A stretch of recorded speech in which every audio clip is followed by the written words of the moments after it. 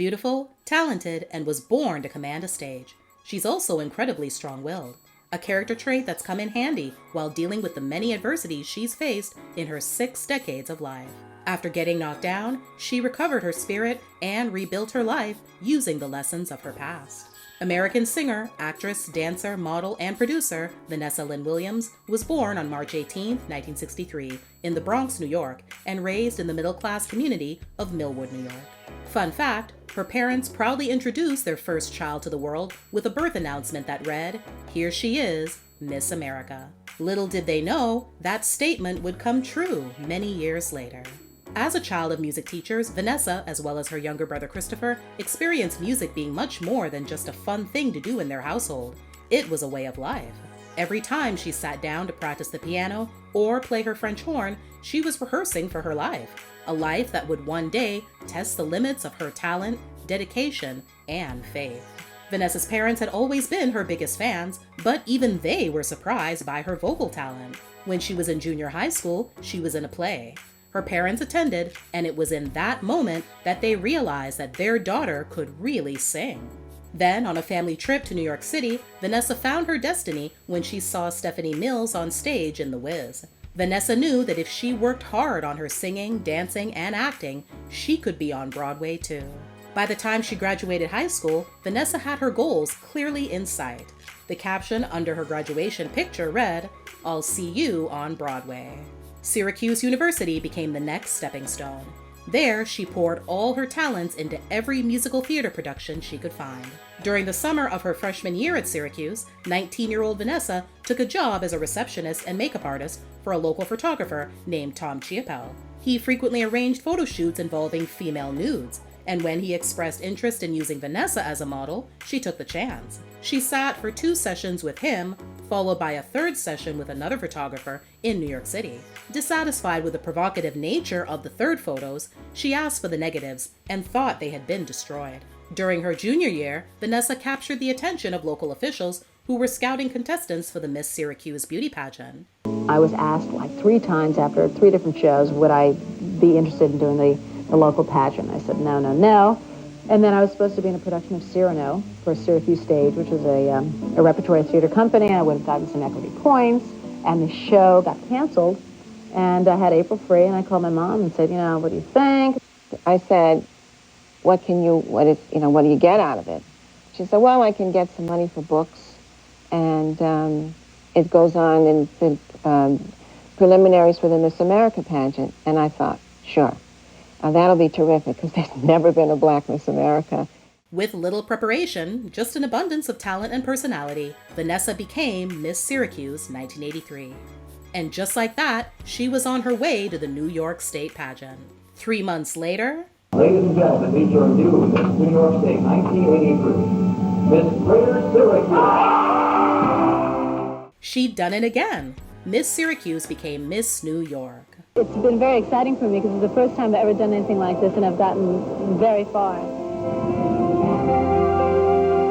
I think that I was chosen as Miss New York State because I was well-rounded, I was a talented person, intellectual, and good enough to represent New York State. Vanessa's next victory would make history in more ways than one. I'm 20 years old and presently a junior at Syracuse University, majoring in musical theater. Through hard work and perseverance, I hope to make my dream of a successful career on the Broadway stage come true. Happy days are here again. Here to reprise that song on a truly happy night, Vanessa Williams, Miss New York. Happy days are here again. The skies above are clear again. And our new Miss America is Vanessa Williams, Miss New York. I certainly knew that I was talented and smart enough to do an interview and, and be bright. And I knew I had, stage presence. But the reality of the situation, I had no idea how big of a deal it was. As the first Black Miss America, Vanessa attracted widespread acclaim, but adoration quickly turned to controversy and criticism. Black people thought I wasn't black enough looking, thought it was a conspiracy just to, shoe in somebody that wouldn't ruffle too many feathers. The white people still hated me that hate blacks because I was still black, and they thought it was sticks because it was time for, some they needed ratings or something. I heard so many theories. One theory was the reason they chose me, they changed all the lighting on the pageant the year that I was at to make us all look lighter than we actually were. I mean, it's ridiculous stuff. So it's funny.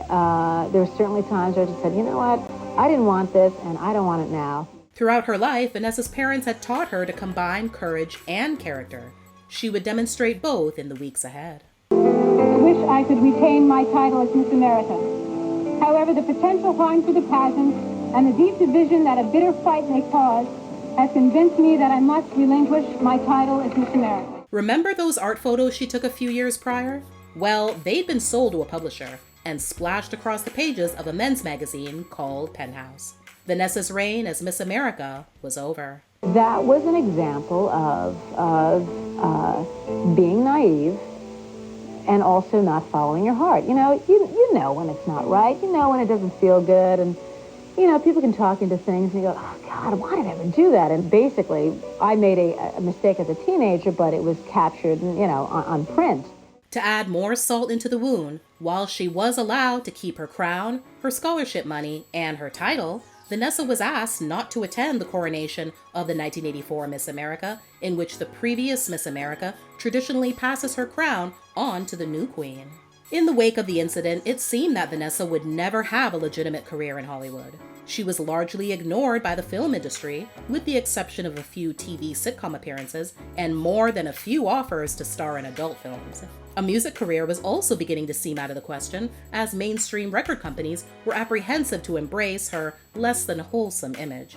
A lawsuit against Penthouse seemed fruitless after several months of litigation that seemed to go nowhere. She eventually dropped the $500 million suit against the company in order to move on with her life. When she lost her crown and the world clamored for her story, Vanessa hired a well-respected publicist named Ramon Hervey to guide her throughout the resignation and toward her future. A future that he would play a major role in. On January 3rd, 1987, 23-year-old Vanessa and Ramon, 13 years her senior, became husband and wife. She wore a $30,000 ivory-colored silk gown featuring a 6-foot train. More than 200 people attended the ceremony. They got started on their family the following year. But while planning for that, Vanessa was also preparing to remodel her career. Feeling focused and secure with Ramon by her side, now as her husband and manager, they staged a comeback. Vanessa began recording her first album while expecting her first child. Her daughter Melanie was born in June 1987, and by January of the following year, Vanessa's first single hit the airwaves.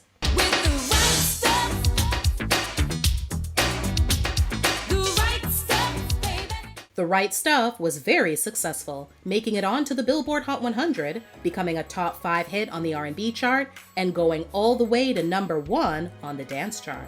Her debut album, also titled The Right Stuff, dropped that February. The second single, He's Got the Look, found similar success on the R&B chart as her debut single. The third single, Dreamin', really put Vanessa on the map as a pop diva when it became her first top 10 hit on the Hot 100, peaking at number 8, and her first number 1 single on the R&B chart. I'll be dreaming.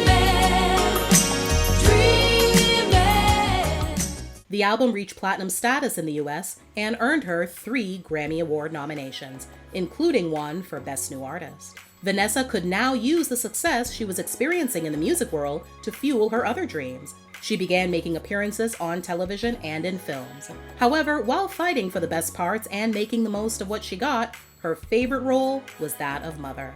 In 1989, she gave birth to her second child, another daughter named Jillian. Vanessa released her second album titled The Comfort Zone 2 years later. It would go on to become the biggest success in her music career. 5 singles in total were released. The most successful of the bunch, as well as her biggest hit to date, is Save the Best for Last. It reached number 1 in the US, as well as in Australia, the Netherlands, and Canada, and made it into the top 5 in Japan, Ireland, and the UK.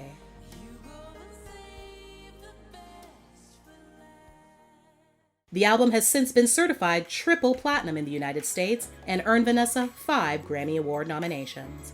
Just as her music career had taken off, Vanessa was also sought after for her acting ability, with roles in a variety of high-profile projects.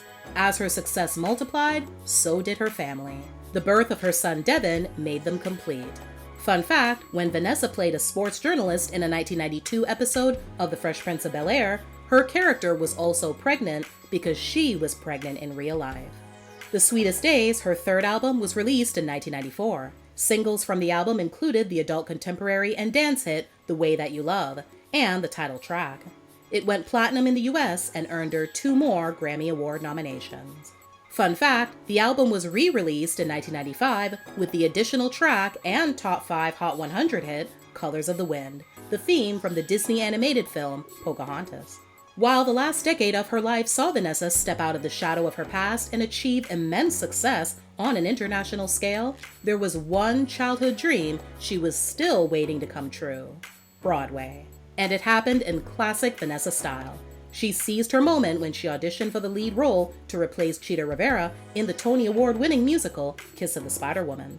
She was a hit, getting standing ovations after every number on opening night. Her 3-month run was extended to 6 months, and then 9 months. Great! Well, kind of. Remember, she also had an album out at this time that she wasn't promoting, creating a lot of stress and tension between her and the label. Her relationship with Ramon was also suffering. After nearly 10 years of marriage and 3 children, they separated both personally and professionally. Vanessa was very candid about everything in an interview for the October 1997 issue of Ebony magazine. According to her, while the divorce was several years in the making, she desperately tried to save the relationship and considered herself a failure when things finally fell apart. About the evolution and ultimate demise of the relationship, she told Glamour in 2019, "I was always working my professional life and my life as a wife and mother simultaneously. The kids' schedules came first and my career came second, even though I was the main moneymaker. Unfortunately, that meant the marriage came third. There were a lot of demands on my time, so you do the best you can. There's no such thing as balance. When you're working hard, you're feeling guilty. You hope your partner understands the kids have to come first a lot of times. You're just not going to be 100% available, and the marriage, the relationship does change. We had some issues with infidelity. I hung in there for a while until there came a time when I couldn't anymore." Even in the midst of dealing with heavy personal problems, the work continued. During this time, Vanessa released 2 albums. Her first Christmas album, 1996's Star Bright, as well as Next in 1997. Fun fact, Vanessa is most often publicly recognized simply as Vanessa Williams. There is, however, occasional confusion with the similarly named actress, Vanessa E. Williams. In the area of acting, the 2 ran into name conflict when Screen Actors Guild rules prohibited duplicate stage naming. Vanessa E. had registered the name Vanessa Williams first. So, as a compromise, the Vanessa that this video is about was occasionally credited as Vanessa L. Williams in acting credits. The Screen Actors Guild eventually took the issue to arbitration and decided both actresses could use the professional name Vanessa Williams. A second trip down the aisle for Vanessa came in 1999 when she married NBA basketball player Rick Fox. They had 1 daughter, Sasha, before divorcing in 2004.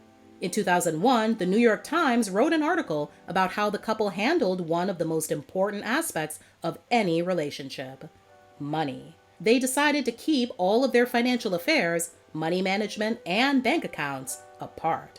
They both touched on the reason for this arrangement relating to being burned in previous relationships. As far as the issue of a prenup goes, the article also mentioned that they did have one, which said each partner was entitled to his or her own property in the event of a divorce. In the same Glamour article mentioned earlier, Vanessa had this to say about her relationship with Rick. "My second husband was 6 years younger than I was. When we got married, I was 36. At the time, I worried about being too old, even though I was still very young. He was in the NBA, which is basically another kind of show business, though it was high profile in a way I hadn't experienced before. We had a different set of issues from those from my first marriage, mostly because we weren't on the same coast for most of it. He was on the road or out in Los Angeles, and after our daughter was born, I was on the East Coast, raising 4 children and flying across the country every 2 weeks. Given our professions, proximity was a tremendous obstacle, so we had that issue on top of the age thing. But also, my expectations of a relationship had a really high benchmark because of my father. He was so good at everything. He could fix a car, he could do electrical work, he could build anything. He was a problem solver. He was also faithful, had incredible integrity, and was respected in his community. My father was my example of what I expected to find in a partner, and that's impossible for anyone to live up to. Vanessa put new music out around this time in the form of another Christmas album in 2004 titled Silver and Gold, as well as 2005's Everlasting Love. 4 years later, she'd released 2009's The Real Thing. Vanessa's also been equally successful on the big and small screens. She's done over 100 episodic television appearances on sitcoms, drama series, and variety shows, a dozen telefilms, as well as another dozen theatrical films, such as Soul Food, Shaft, Eraser, and Hannah Montana, the movie. She enjoyed greater success when she was cast as Wilhelmina Slater in the ABC sitcom Ugly Betty, for which she won 3 consecutive Emmy Award nominations for Outstanding Supporting Actress in a Comedy Series. Then she portrayed vixen Renee Perry in Desperate Housewives. Fun fact, years after their divorce, Rick Fox made an appearance on Ugly Betty with Vanessa in 2 episodes of the 2nd season, playing her character's bodyguard. Vanessa and her mother co-authored a memoir in 2012 titled You Have No Idea. In the book, she discusses her childhood, being crowned the first Black Miss America, her rise to fame, and divorce. She also dropped some major bombshells she's never talked about before. One was her being molested by a teenager who had befriended her on a trip to visit family friends when she was 10 years old. When she returned home, she discovered a beloved uncle had died and ultimately decided not to tell her parents about the abuse, as they all dealt with the grief of their loss. Decades later, her mother said she had no idea it happened and only learned during the writing of their joint memoir. Another shocking fact she revealed was the unplanned pregnancy she ultimately decided to terminate as a teen. In high school, Vanessa shone in musical theater and academics, but at home, she was in constant war with her parents over breaking house rules, smoking pot, and sneaking out.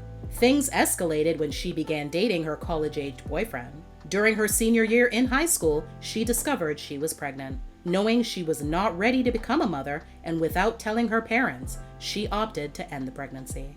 In 2014, Vanessa did an episode of Oprah's Masterclass, where she discussed, among other things, what she's learned over the years about the type of person she is in a relationship, through good times and bad. I'm a romantic. I like having a partner. I like being married. To know who I am as a romantic, I give my whole heart. That approach has exposed her to the risk and potential pain that comes along with opening herself up. Yet, it's a risk she said she was always willing to take. When you give your whole heart, you get hurt because that's the dare. That's the danger that happens when you don't guard it. But that's how I live. I want to give my whole heart. I want to thoroughly enjoy everything that happens with me in a relationship.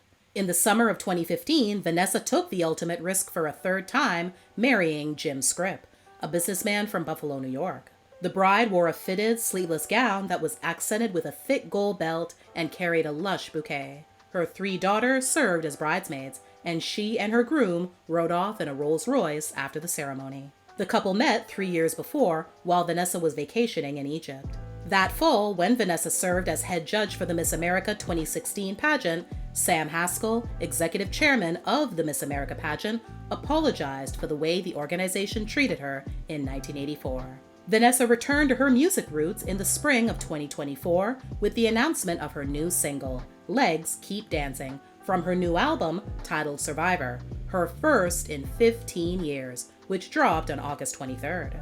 In the August 5th, 2024 issue of People magazine, Vanessa, who's currently playing her version of Miranda Priestley in London's upcoming new musical, The Devil Wears Prada, based on the 2003 novel and 2006 movie of the same name, revealed that her marriage to Jim quietly and amicably ended back in 2021. When asked if she was currently in love, she replied, "I'm doing what I love, and I'm in love with life. There is not one person that I'm in love with, but I'm in love with everybody. I love my freedom. I love being alive, having options in my life, and being surrounded by beautiful things, great people, and wonderful opportunities."